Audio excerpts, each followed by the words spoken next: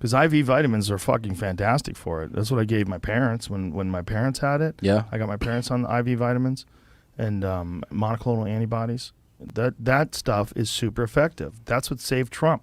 I mean, you got to remember, Trump is fat and old. Yeah. And 4 days after it, he was like campaigning and fucking waving at people. Sure. 4 days. That's pretty impressive. That's when I lost all my fear of the disease. When I was like, I just need to get what that guy got. Yeah. Because I'm fucking good. Yeah. Yeah, he's eating KFC every day and shit.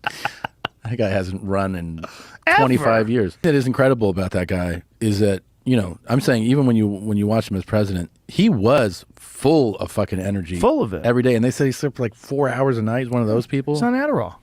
God. Do you think he's on Adderall? Yes, I do. Only because there were multiple people who used to work on The Apprentice that were like, he was fucking gassed up for shoots. He gets very bored, they said. He would get bored at the CIA briefing in the mornings. He was like, I don't want to read that. There's a daily briefing you get as president.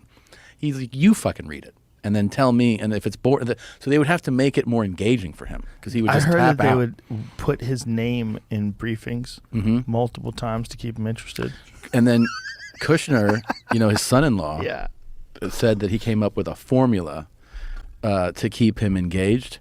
Kushner did? Yes, because he obviously was close to him and knew him well, and the formula was like 2 good, 1 bad. So if they were going to give him bad news, he'd go, you start with some good news.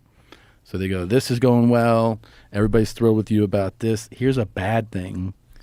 Also, people love you for this.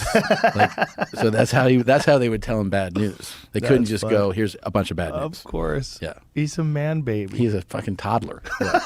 Yeah. All right, guys, that is the video that everybody's up in arms about. Like, what? Apparently, the right is now trying to cancel Joe Rogan or the Trumpsters or the Trumpsters, the Trump fanatics. However, most people who voted for Trump, most conservatives, Republicans can take a joke. But if you can't take a joke and you're on the right, you can't get pissed off when the left can't take a joke and then you can't take a joke and you throw a fucking tantrum or something like that. Also, apparently, like, the left are trying to, like, corral Joe Rogan back on their side. Like, yeah, we always knew he hated Trump. He's on our side. He's our hero now. Until he then calls Justin Trudeau a dictator and then they hate him again. This is the problem with tribalism. It's like, you say that you support someone, and then they say, like, one thing you don't like, and you're like, oh, you're a traitor, and you kick them out, and then they say another thing you like, and you're like, okay, come back. It makes you look weak. It makes you look like you have really no values or no principles or no standards, and again, it makes you look like you can't take a fucking joke.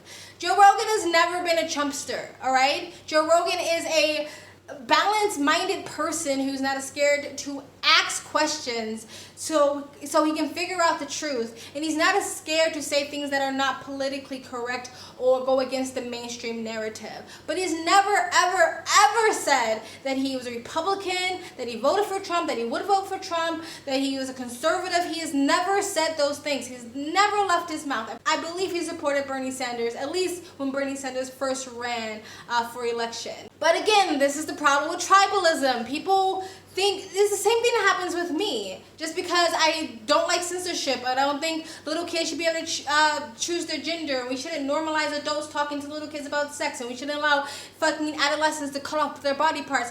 All of a sudden, it makes me a freaking right-winger or conservative. Just because I don't hate Trump makes me a Trumpster. No, it just makes me someone who looks at each individual situation and judge it individually, not under my ideology or my fucking tribe. Like, it was funny. Trump sort of acts like a big baby sometimes, right? I wouldn't have worded it that way, but Trump does care way too much about what people think about him, which was one of his biggest fucking downfalls. And the whole Adderall thing, I don't give a flying fuck. Newsflash, most billionaires are hyped up on fucking something. They're all taking those fucking brain vitamins and shit like that. Half of Silicon Valley is on fucking Adderall. As long as it's not affecting your job or your ability to coexist with society, I don't care. Like, would I rather not my president be doped up on something? Yes, but honestly, I don't really feel like it's that big of a deal. Let's be honest, Biden can use a couple of pills himself.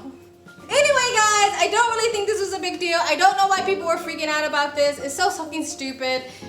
Joe Rogan has always been Joe Rogan. But because of tribalism, people fucking flip-flop on that guy all the fucking time. He's not a flip-flopper. He's literally been the same. He's just not tribal. He's not going to go 100% on one side or 100% on another side. So people think he's a flip-flopper, but he's not.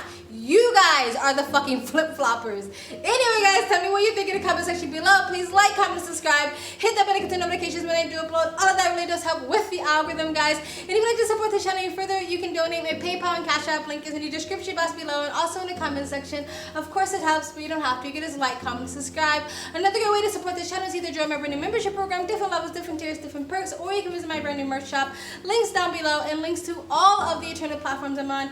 My socials, including my Twitter, other ways to support me and other ways to contact me for business is always in the links down below. I also have a second travel vlog channel. I travel as a lifestyle or I live abroad. If you'd like to know where I am in the world, you can go to the description box below and also in the comment section. Hit the link, go subscribe to my travel vlog channel, and do follow me on my travel Instagram. My stories are usually what's most up to date. And you guys have an amazing day. Bye.